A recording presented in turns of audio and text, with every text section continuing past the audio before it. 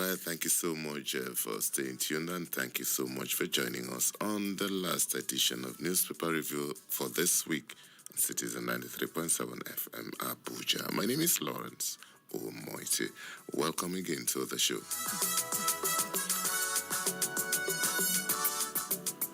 All right, we start off straight with the Vanguard newspaper. And just like other newspapers, the screening of the INEC chairman dominates discussion. And this is how Vanguard newspaper posts a story. INEC, in my time, losers will congratulate winners. Amopiton. And that from the Vanguard newspaper. PDP convention court orders parties to maintain status quo. And article under fire over call for Nnamdi Kanu's release. MAN Dangote seek legislative backing for Nigeria First policy. MAN, that's the Manufacturers Association of Nigeria.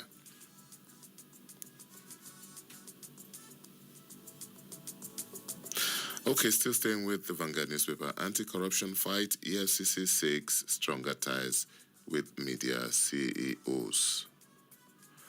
And governance failure, wage collapse bigger than technology. That's according to NASO. And still staying on politics, defections, if PDP dies, another party will show up. And Bayelsa Senator Benson Kongwe dumps PDP for APC.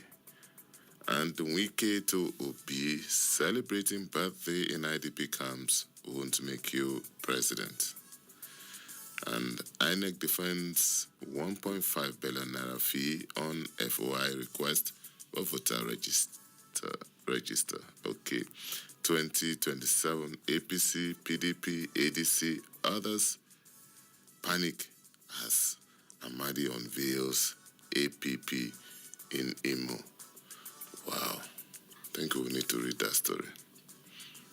And back to still staying with Vanguard, Senate confirms Amupiton as INEC chairman.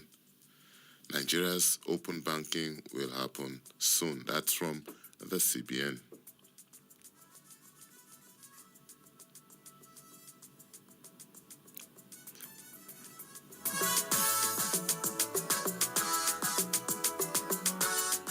All right, before we leave Vanguard newspaper, there's a story here. Suicide takes center stage as Vanguard's third mental health summit opens. And train crushes dispatch rider to death in Lagos. Sad one there. Army family disagree over killing of man in Delta.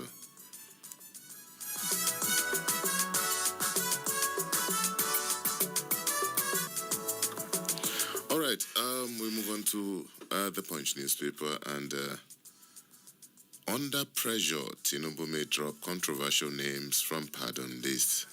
This story also dominates public discourse. Man burns ex-girlfriend inside Oyo barracks. Sad one there. Aburi turns OT-led LP faction over infighting. And on Hajj, Saudi Arabia slashes Nigeria's camp slot to 67,000. And PDP crisis court freezes convention plans. And Senate confirms Amupito as INEC chairman. Nigeria missing as IMF lists Africa's fastest growing economies.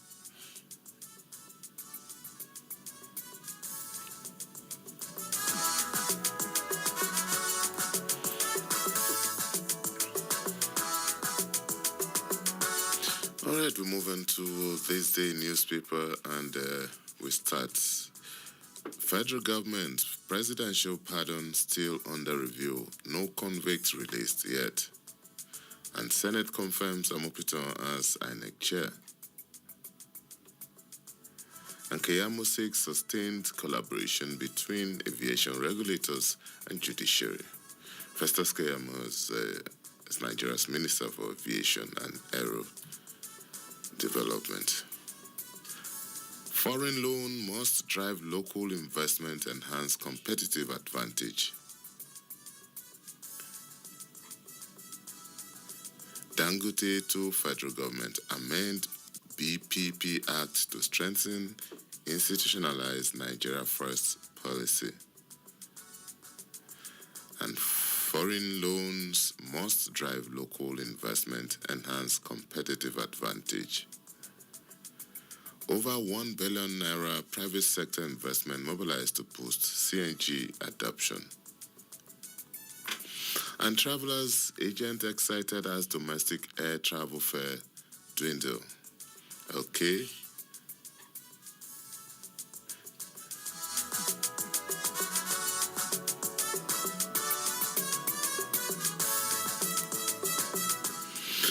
The Nation newspaper is next now, and the INEC chair Mopito, I will confront poor logistics crisis.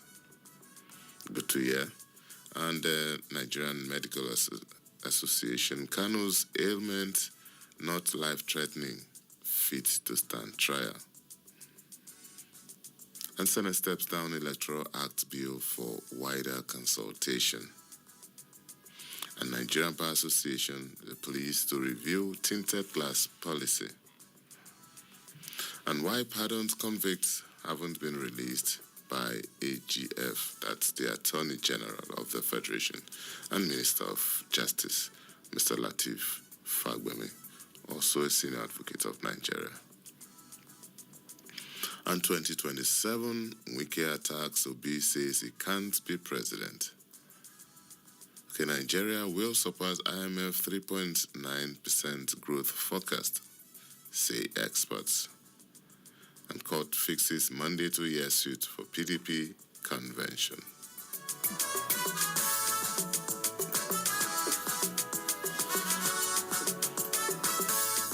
We move on to the Sun newspaper now. How I'll regain Nigeria's confidence in election. I'm Mopito. And vigilante rescues 12-year-old abducted girl in Edo. PDP convention, court reaffirms order directing feuding members to stay action. Kanu medically fit to stand trial, NMA tells court.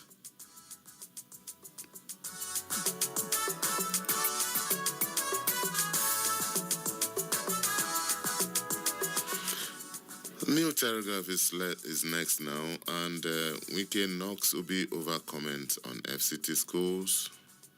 Judge's decision on aviation cases shape Nigeria's global reputation. That's from Festus Keyamo. And Northern ambassadors endorse Tinubu for 2027. Rivers cancels 134 billion naira secretariat contract.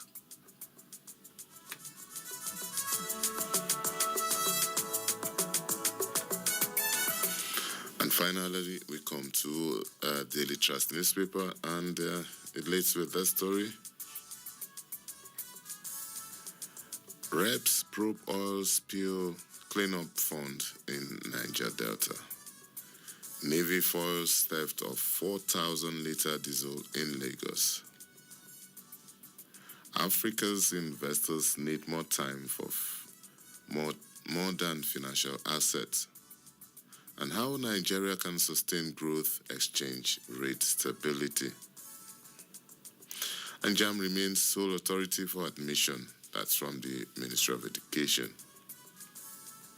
Amid outrage, federal government says release of Miriam Sanda, 81 others not yet finalized. And Senate confirms Amukito as INEC chairman. And from the INEC chairman, I will audit IREF, make INEC independent. So those are the headlines we'll look at this morning. The program will take a short break now, and when we return, Mr. Salmo Salami is already standing by for the review.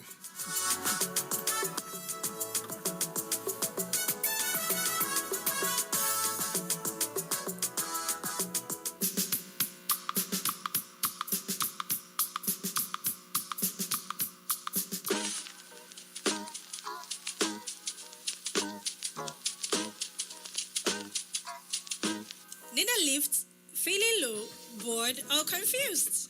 Wants your dream to brightly glow? Here is what to do. Women's Corner is waiting just for you. Education, work, lifestyle, career, mentorship, and family too.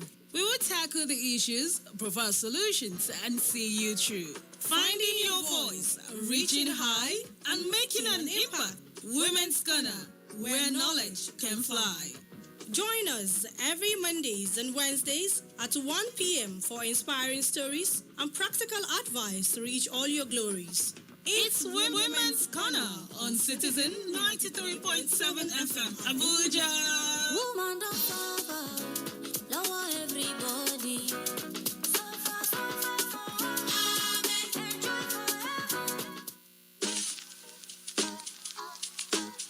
Abuja, are you ready? Do you want to get the best of sports news? Tune in to Citizen FM Sports 93.7 FM, Mondays to Friday at 9 a.m. to 10 a.m. every day. Citizen FM Sports, part of your life. Did you miss out on the news during the week? Not to worry. A retrospect is here to make up for the missed information. Retrospect is a complete package of all the major news headlines that made the airwaves from Sunday to Saturday. Join me, Esther Musu, on the program Retrospect on Citizen 93.7 FM Abuja every Sunday at 6 p.m. Retrospect. We keep you informed.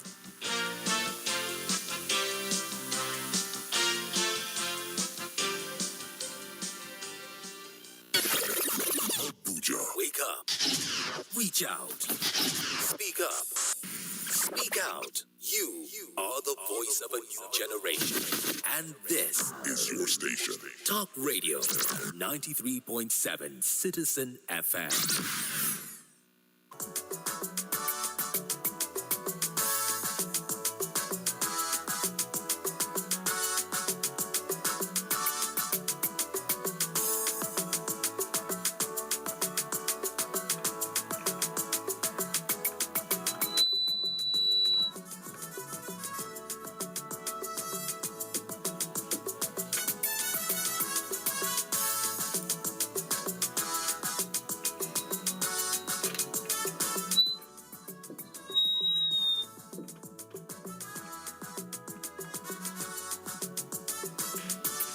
All right, thank you so much for staying tuned. It's the Newspaper Review on Citizen 93.7 FM. And this is the second half of the show, and this is where we look at some of the stories in details. Mr. Salami is here. Good morning, Mr. Salman Salami.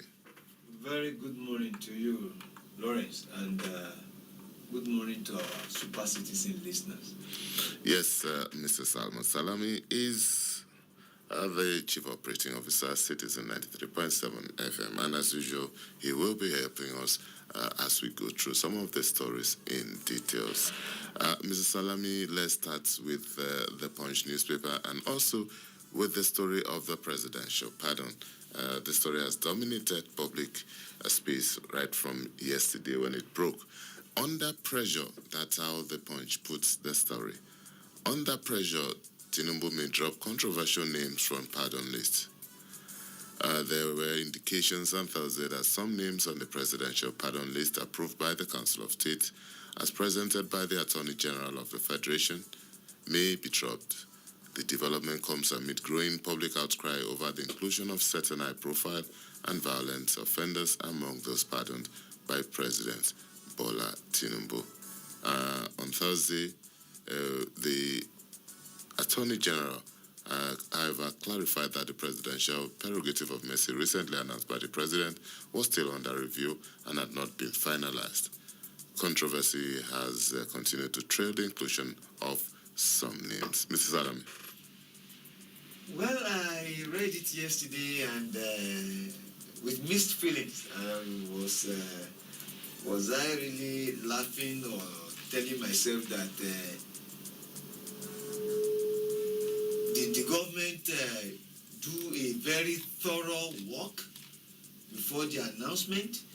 But don't forget that the Council of States approved the list. And ever since it was released, there has been hoopla, like one of our grammarians would say. Greg. Yes.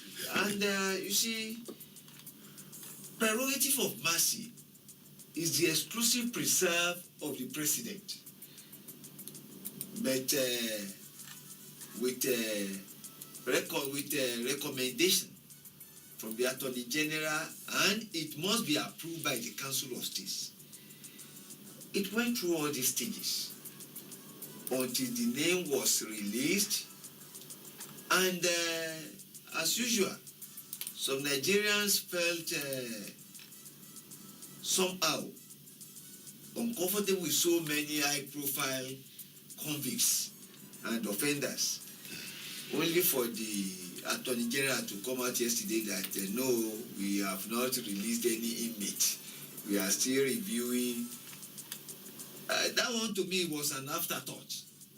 What was left after all due diligence had been done, which I believe must have been done, was just the instrument of release to the Controller General of the Correctional Services. You see, we should not pander to the whims and caprices of the public. The very fact that the public are not comfortable with some names does not necessarily mean that we should pander to their whims and caprices. More so if we have, the government has more information. And I want to believe that the government has more information. One of such high-profile offenders that the public isn't or wasn't comfortable with is this Miriam Sanda issue. Well, it was so unfortunate, and we should not add to the grief of the family. Yes. It's not an allegation anyway. We won't say she was alleged to. She killed the husband because the case had been disposed of by the Supreme Court. And the Supreme Court affirmed the death sentence that she should die by hanging. And she has stayed in the Kuje prison for 6 years. And the federal government, the president, in his wisdom, thinks that, yes, she should be pardoned. And initially, the family of the husband came out and said that, well, that wasn't justice. Only for the father of the deceased to say that, yes, he knew about it, that he even pleaded for the release of his his in-law. His daughter-in-law. His daughter-in-law. That at least she will take care of the kids. His grandchildren. Sound reasoning. To me, personally, I have always been saying this, and I'm clear about it, that I'm not for death penalty. I don't like death penalty. I don't fancy death penalty. The finality of death itself makes death sentence worthless, so to put. What is the essence of punishment? Yes, you see, the best of punishment is if the person you punish now learn and benefit from it and become a better person. You might say deterrent. Experience has shown that even criminals, when you execute some, it doesn't deter anybody. To me, I do not think that we should cry more than the bereaved as regards this and that case. We should pardon the lady. Let her have another chance at life.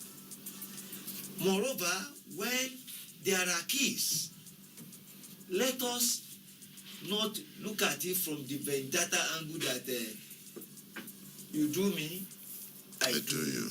That is not the way to go. An eye for an eye will leave all of us blind.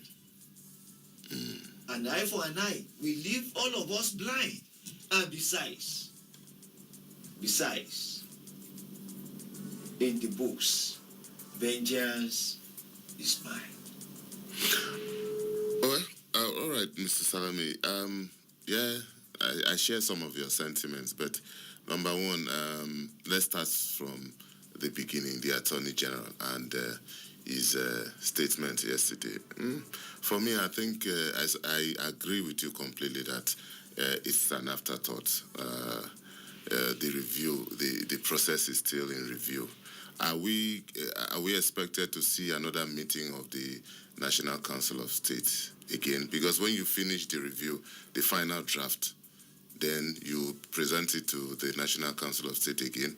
Or is it when you finish with the National Council of State before you go back to review the document? I don't know which one should come first, but it's neither here nor there. It's just open. It's putting the Attorney General in a very awkward position. I was trying to read his body language yesterday as he was saying this, and it wasn't really very funny. It doesn't put the government in, it doesn't put the president in good light. When a statement, proclamation from the president is supposed to be taken as sacrosanct. It's supposed to be a well thought out, vetted by all the people in his administration, his cabinet, in his inner circle. People who have institutional memory will pick up and say, no, Mr. President, 10 years ago, this thing happened. They should not be there. And dot the I's and cross the T's before it leaves. It doesn't put us in good stead. It's really, really very embarrassing at the end of the day. That's, for me, the optics is not looking really, really nice. No matter how they try to spin this story, it's not flying for a lot of people. It's not flying. We've seen through it. The government is caving into public pressure, which, Mr. Salama, I disagree with you on that. If the government decides to cave in on to public pressure, there's nothing absolutely wrong. Governments sometimes feel the pulse of the people, and if they want to cave into that, they should come out straight and say, okay, because of this reactions, this is what we need to tinker with that list. It's a better form of saying than saying, oh, we want to review, this is still in progress, and that, Mr. Salame. Well, to me, you see, you don't run government on popular sentiment. And the thing is this, the government has more information than even the public. All they should have done is that we have more information on this, and perhaps share the information with us. If they had done that, perhaps, just maybe, we will have go the same way.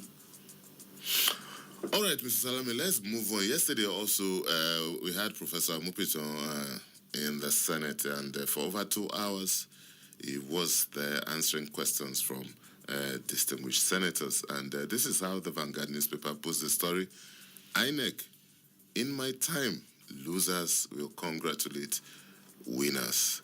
The national chairman of the Independent National Electoral Commission, Professor Joas Mopito, senior advocate of Nigeria, yesterday began his tenure on a promising note, assuring that under his watch, elections will be so credible that losers will congratulate winners. However, Mopito said he will accomplish this with the support of relevant agencies like the National Identity Management Commission, the Nigerian Communications Commission, and others. And he spoke on so many other issues, Mr. Salami. The long and short of it is that the Senate yesterday confirmed his nomination. Well, I'm not just a moment, Mr. Salami, before you react, the phone lines are open. You can call in 0903 2229797. You can also call us on 0818-2222-205. Okay, go on, Mr. Salami. The confirmation of the new INEC chairman, Professor Josh Uju Amopito, did not come to me as a surprise. Why? Because the man is eminently qualified. And during the session, you saw how he held his own. And it did not leave anybody in doubt as to the fact that he came prepared for the job. And from what he said, which to me we can take to the bank, is that during his own time, the loser will congratulate the winner, which is what we want.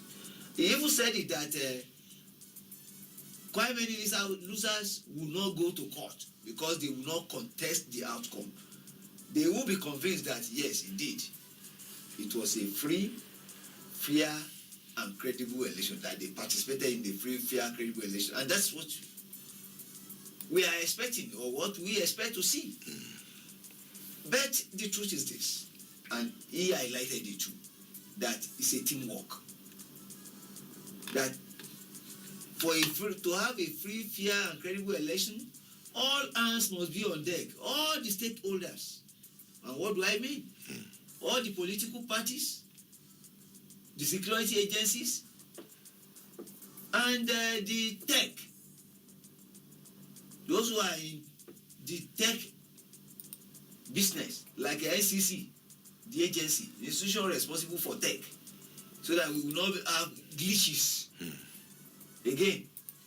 And more importantly, if Nigerians make up their mind that they want a free and fair election, chances are that we will have it. After all, are they going to recruit the Turks from Sierra Leone? Those who will disrupt elections are Nigerians. Will be recruited from amongst Nigerians. So it is a question of, are we really ready for a free, fair, and transparent election? This is a question for all Nigerians to answer. Thank God that the new INEC president has said that INEC chairman has said that he will do his utmost best to ensure this. Oh, well, for me also, I think I love his optimism, and nothing beats optimism. It makes you in the right frame of mind, at least psychologically. You know that, yes, you're going to do this, yes. But I was also looking at the past chairman, just like we've said before on this show, the past heads of INEC. We've not had any head of INEC that do not have a very formidable CV, right from the Eswa of those days to the Tony Niabi, yes, and Humphrey Nwosu, and the rest of them, not to talk about Emaiwa, not to talk of Professor Jega, Professor Maurice Iwu. These were distinguished academics in their field, chosen field. These were the brightest in their chosen field. So we've never had the problem of having an intellectual or somebody who knows what time of day it is, especially when it comes to academics in INEC. The problem has always been navigating through the murky waters of the modern, the reality of Nigerian politics. And that's where the players come in. Professor Mubiton needs to get that right. If he gets that right, he has gotten his academics right, he has gotten his law right and everything that has to do with that, yes. But how to navigate that murky waters filled with sharks and other dangerous animals? Because all the players there, none of them is ready to play fair, no matter what they say publicly. They are not ready to play fair. So when you say, during my time, the losers will congratulate, well, we hope that happens. But from hindsight, we know that it's an exception to the rule. People point out, but President Goodluck Jonathan considered defeat. Yes, that's what we're saying. It's an exception to the rule. The average Nigerian politician hardly gives up, hardly believes that he has lost. And at the end of it. So, but the most important thing for the prof is to be able to hold his own and his team, and guide his independence, and also be fair. Very, very important. Be fair to all parties involved. That's it. If he gets that right, I think he will, at the end of the day, be on the good side of history. Lawrence, I share part of your optimism, but there is more to it than it meets the eyes. Having reported politics for close to 40 years, some of us know how this game plays, how it pans out. There are quite a lot of unwritten laws, and a lot of how do I put it? Let me put it this way. At times, the hand is the hand of Esau, and the voice you will hear. That of Jacob. And Nigeria is a peculiar country.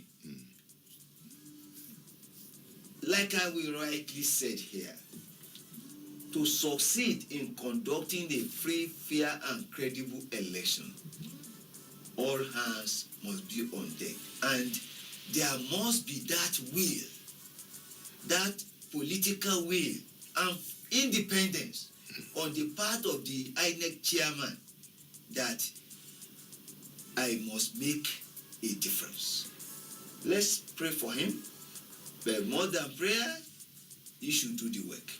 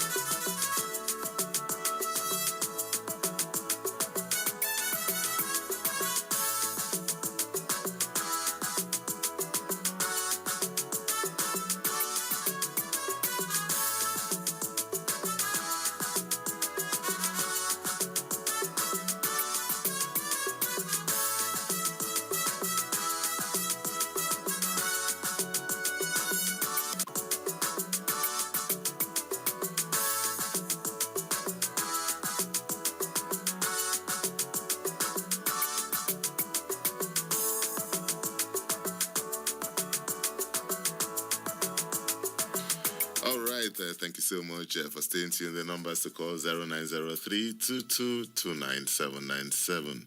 You can also call us on 0818 2222205. So, Mr. Salami, the long and short of it is that we wish Professor Amopiton all the best as he embarks on this patriotic duty. What we wish him? Yeah. All right, let's move on to the Vanguard, and this is the PDP story. PDP convention court orders parties to maintain status quo. And a federal high court sitting in Abuja yesterday ordered all the parties in the suit seeking to stop the planned convention of the PDP to maintain the status quo pending the determination of the case. Justice James Omotosho warned that none of the parties should take any step that could jeopardize or render the subject matter of the litigation before the court nugatory. The order followed complaint by one of the lawyers to the PDP, Chris Uche, that his client was being held back by the suit. He applied for an accelerated hearing on the matter. Mr. Salami, this seems to have taken a different dimension now, this PDP issue. Well, it's unfortunate that the story of PDP is getting messier and messier. Initially, they had problem agreeing on the venue of the convention. Later, it was settled and Ibadan was agreed upon, so to speak. That was after the problem of who was the authentic secretary. National Secretary. Well, the court has spoken that the status quo ante must be maintained. That for now, the rest of the issue should be preserved. And what is the rest? That stay where we were before the case was initiated. So that is the position. And of course, you must obey the courts. You don't have a choice, do you? All right, Mr. Salami, let's move on to the Daily Sun. Still talking about the courts. Remember that the Federal High Court in Abuja. Let's have this. Check out the story. Kanu medically fit to stand trial. Enemy tells court. That's from the Sun. The Nigerian Medical Association panel, constituted by its president has told the Abuja Division of the Federal High Court that detained leader of the indigenous people of Biafra, Nnamdi Kanu, is medically fit to stand his trial as his ailment is not life-threatening. Kanu had in a motion bemoaned that his health had taken a worrisome decline, a situation he said necessitated the invitation of doctors who carried out thorough examination on him. Following the motion, Justice Omotosho had ordered the NMA, which is the umbrella body of medical practitioners in Nigeria, to constitute a team of experts to ascertain Kanu's health condition. The committee, the court said, should comprise 8 to 10 medical practitioners, among whom should be a cardiologist and a neurologist. The order came after the court dismissed a no-case submission the embattled airport leader filed. Mr. Salam. Well, I am not a lawyer, but I'm so happy that after a no-case submission was dismissed and the issue of health came, and it's only a very healthy person can stand trial. And the court, in its wisdom, asked that a committee be set up. And the Nigerian NMA president, Nigerian Medical Association, the president of Nigerian Medical Association, obeyed the court. And we have all heard the outcome. That is ill and happy. No, they didn't say he's hale and hearty. They said he's medically fit. He's medically fit. So it's medically fit to stand trial. That there is no life-threatening case. There is nothing to suggest that his health is in jeopardy. That he can stand trial. So be it. So be it. So be it. There is nothing we can say to that. Okay, yeah, I think, but I also like how Justice Omotosho also made this. At least he seemed to be very fair to all the parties. Nobody can accuse the court of disregarding the condition of the accused person, because you know why the court did this. There were conflicting medical reports brought before the court. The ones from the accused said he was not medically fit to go on trial, but the ones by the prosecution said otherwise. So the court decided, okay, let's get an independent body to give a verdict, and this is the result of the independent body. You will still hear another result. The Doctors Without Borders, the social media doctors. I know. I think the only thing is for appeal. If his lawyers do not agree with that, they can appeal that order. No, I'm being sarcastic. I know. The social media doctors will they will go to work today, and I'm very sure that all of us will be amused. But the truth still remains this. The truth is that as it stands now, Kanu is fit to stand trial. Okay. All right, let's move on to another case from the courts to back to the National Assembly. Senate steps down Electoral Act bill for wider consultation. The Senate yesterday stepped down the Electoral Act, that's Amendment Bill of 2025, after an extensive debate on its general principles. The Red Chamber said it took the action to allow for wider consultations and deeper scrutiny of its provision. The proposed legislation seeks to repeal the Electoral Act of 2022 and reenact a new law aimed at delivering a stronger, more credible and inclusive electoral framework in Nigeria. Mr. Salami. Don't forget that the Senate leader said that this thing will be completed before December, or so to speak. And we know the processes that a bill will take before it becomes an act. And my worry is this. This thing needs consultation. It needs to be well debated.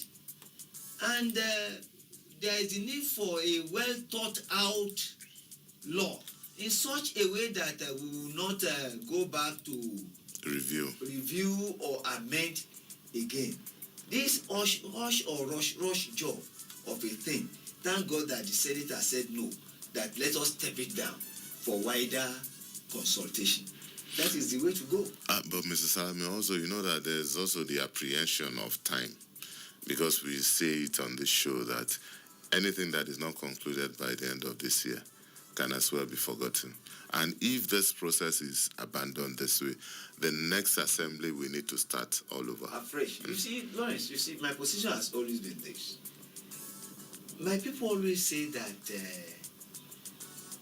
any war that was announced will not kill a cripple.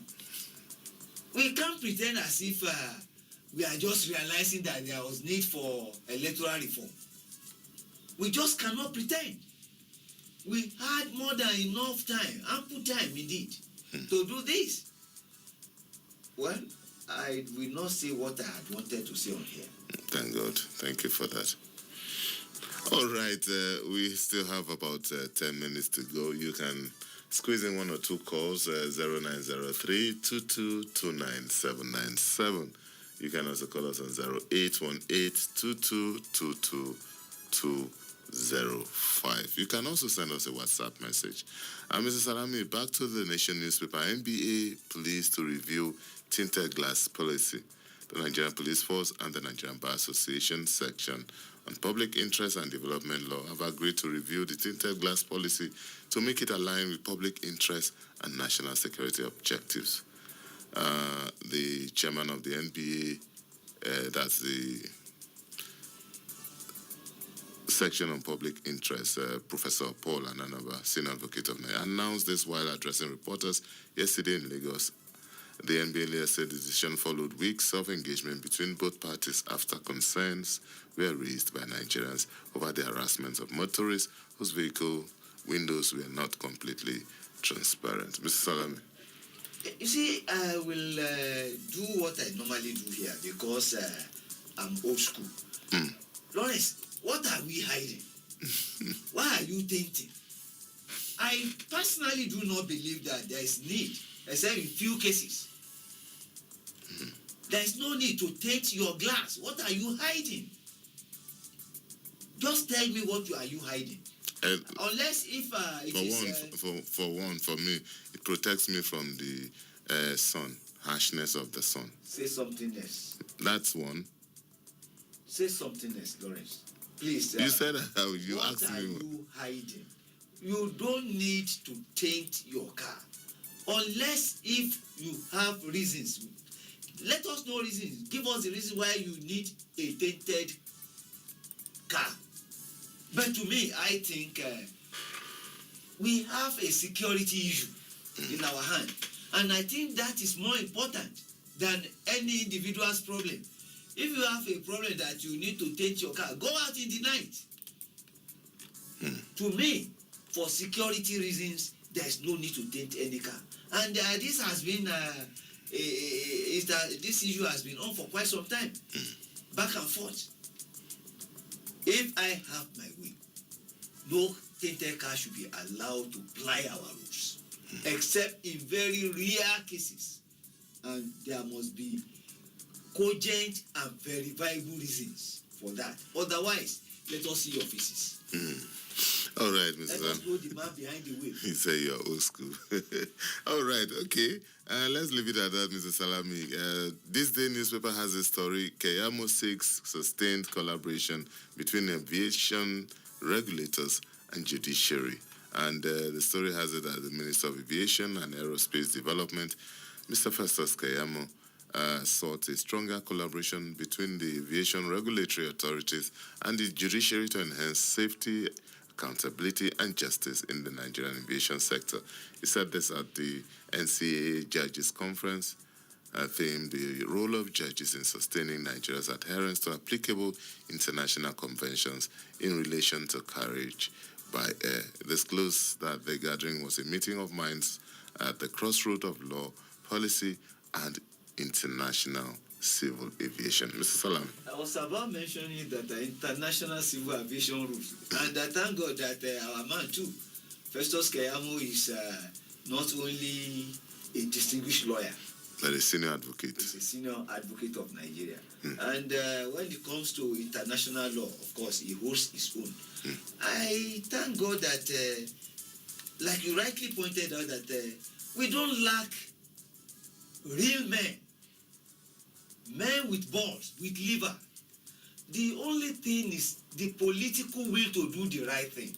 And we thank God that, as it seems, President Bola Ahmed Tinubu has given his cabinet members the free hand to do the right thing.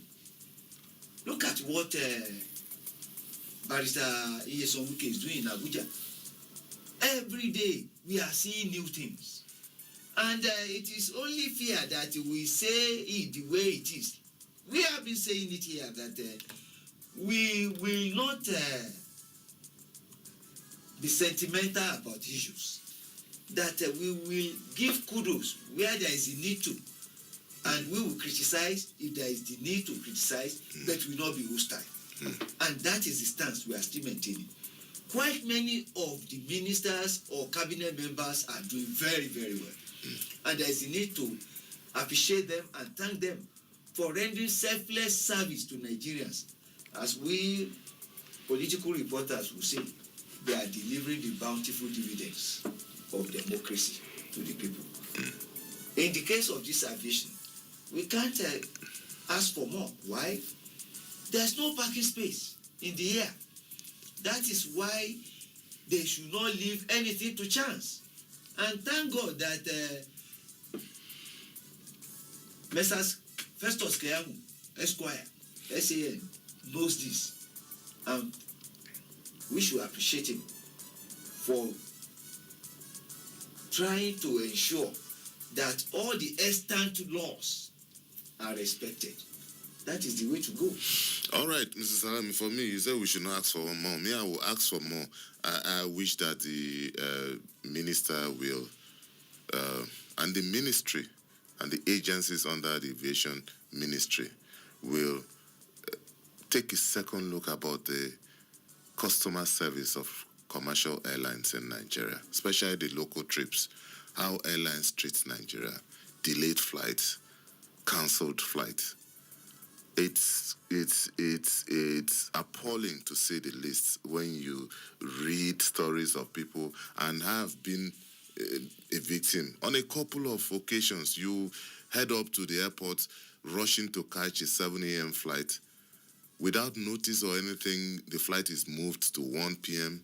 The flight is again moved to 6 p.m., sometimes outright cancellation without any form of compensation. Although in our law books, there are compensations for this kind of breaches, but they are only there in the law books, not practical. Sometimes, if you insist on going through that, insist on going to the court and everything, 6 months, 1 year, and you get frustrated and you just abandon the case. It should be seamless. If I'm not saying that all over the world you have delayed flight, you have cancellation of flight, but people are compensated for their time. Well, Lawrence, I think the role of the media is to educate, inform, and entertain. But I would rather say that, yes, there's need to challenge our public office holders and raise the bar too, the way you are raising it. Thank God, Festus Keyamo is your personal friend. Maybe you will see him after this newspaper review. No. This is a matter of national concern. If I want to see him for a personal thing, that's different. But for now, we are talking about something that concerns majority of Nigerians, and that's why we are saying it here. I agree with you that we should always challenge these public office holders. But if we have a way of reaching out to them, within what I'm saying is this, and I'm saying this in good faith. What I'm really saying is that there is the need to challenge them to do more. But if we have access, there's nothing bad in chipping it in that, look, you're doing well, but there are this area that I think there is the need to do more. To be fair to the minister, on several occasions I've heard him and I've seen him on TV also speaking to this matter. But what I'm saying is that it should not relent, and Nigerians should continue to bring this up anytime opportunity comes. Mr. Salami, let's move on to the Vanguard newspaper. I think that's a final part, but I deliberately left this for the last. INEC defends 1.5 billion naira fee on FOI request for voter register. The Independent National Electoral Commission has clarified why it quoted a total sum of 1.5 billion naira as the cost of producing certified true copies of the National Register of Voters and polling units requested by a law firm.